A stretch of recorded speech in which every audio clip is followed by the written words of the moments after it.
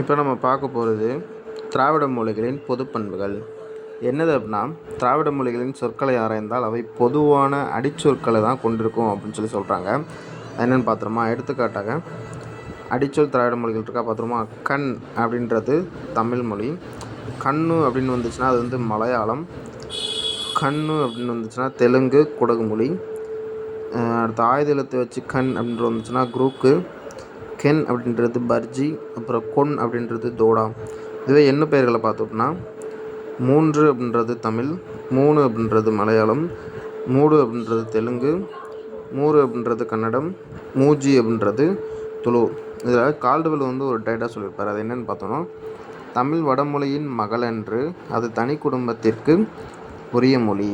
சமஸ்கிருத கலப்பின்றி அது தனித்து இயங்கும் ஆற்றல் பெற்ற மொழி.